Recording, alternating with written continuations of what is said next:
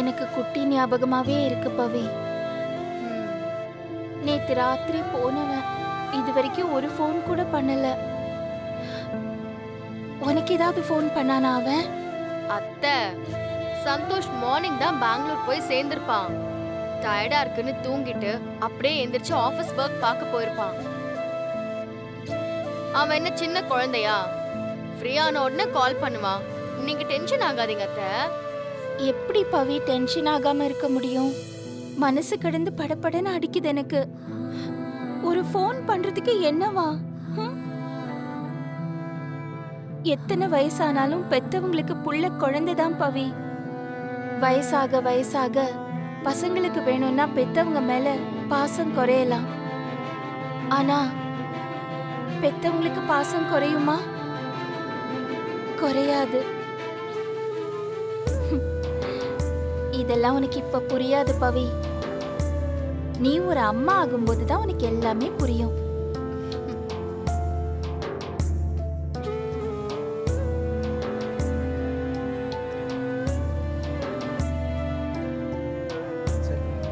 நான் ஆல்மோஸ்ட் ஒர்க்கெல்லாம் முடிச்சிட்டேன் சார். நீங்கள் ரிவ்யூ பண்ணிட்டீங்கன்னா ப்ரெசன்டேஷனுக்கு போயிடலாம் சார்.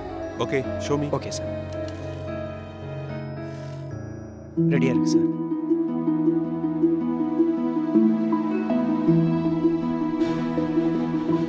சார், இவ்வளோ பெரிய வீட்டில் நீங்கள் தனியாவா இருக்கீங்க?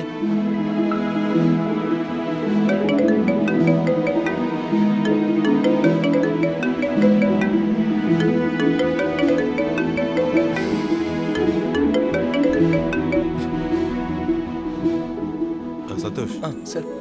இதை கொஞ்சம் கரெக்ட் பண்ணிக்கோங்க. Okay sir.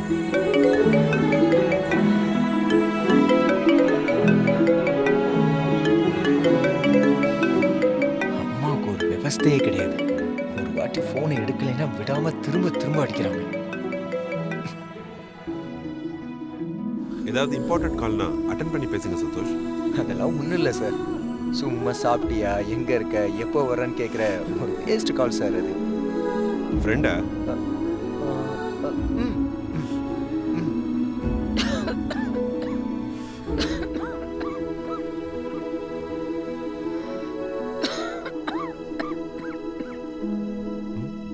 இருங்க சந்தோஷ், வந்துடுறேன்.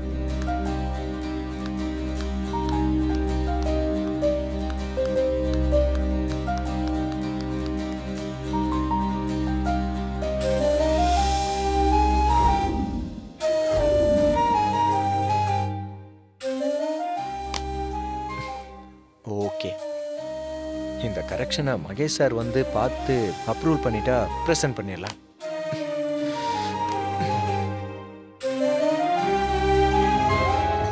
அம்மா, இவர் தான் சந்தோஷ். வாங்க சந்தோஷ்.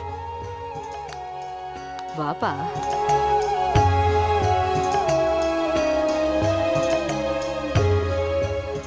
வணக்கம்மா.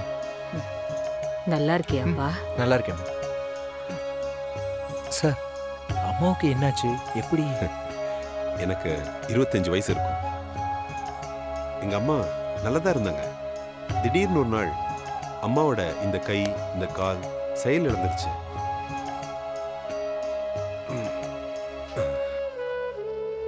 இதுக்கான காரணம் என்னன்னு இது வரைக்கும் எந்த டாக்டருக்குமே புரியல.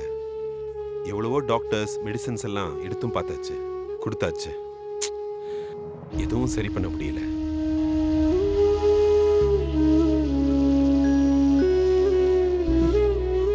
என்னால எழுந்து நடக்க முடியாது, எந்த வேலையும் செய்ய முடியாது. அழுதா என் கண்ணீரை துடைக்கணும்னா கூட மகேஷ் தான் வரணும்.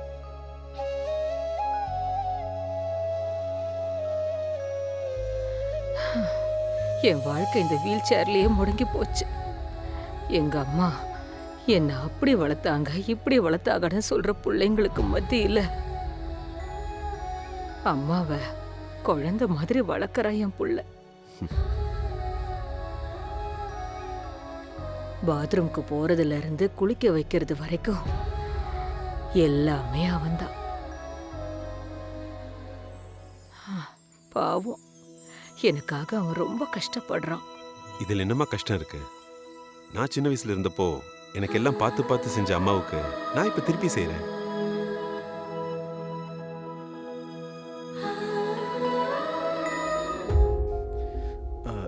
சார் நான் ஒன்று கேட்டால் தப்பாக நினைக்க மாட்டீங்கல்ல? நீங்கள் முழு மனசோட தான் உங்கள் அம்மாவுக்கு இதெல்லாம் பண்ணுறீங்கன்னு தெரியுது. ஆனால் எப்போவாவது உங்களுக்கு உங்கள் வாழ்க்கையில் உங்கள் அம்மாவால் தான் உங்களுக்கு இப்படி ஆகிப்போச்சுன்னு நீங்கள் எப்போவாவது ஃபீல் பண்ணியிருக்கீங்களா சார்? ஒரு நாளும் கிடையாது சந்தோஷ். சொல்லப்போனா இது எனக்கு கடவுள் கொடுத்த பாக்கியமாக தான் நினைக்கிறேன். அம்மா எனக்கு செஞ்சதெல்லாம் நான் உங்களுக்கு திருப்பி செஞ்சு என் நன்றி கடனை தீர்க்க நல்ல ஒரு சந்தர்ப்பம் கிடைச்சிருக்கு. இந்த ஜென்மத்துக்கு இது போதும். இதுதான் நான் பிறந்ததுக்கான அர்த்தம்.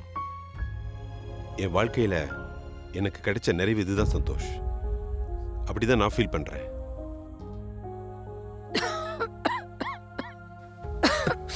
ஒரு நிமிஷம் வரேன்.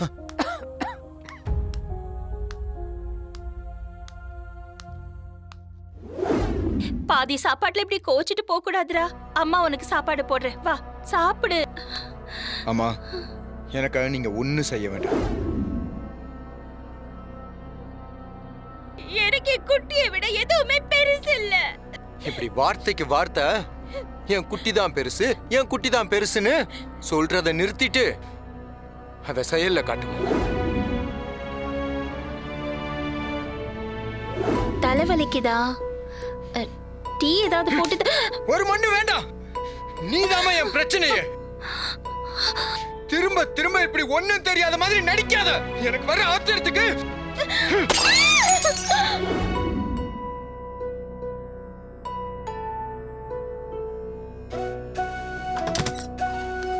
என்னம்மா, என்ன வேணும்? நம்ம வீட்டுக்கு முதல் தடவையா சந்தோஷ் வந்திருக்கான்.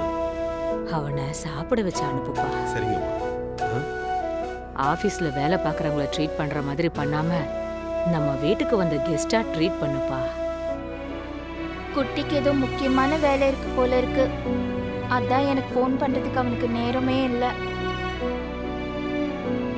அவனுக்கு நானே ஃபோன் பண்ணி பார்க்கட்டுமா? ஃபோன் பண்ணலாமா? ம்.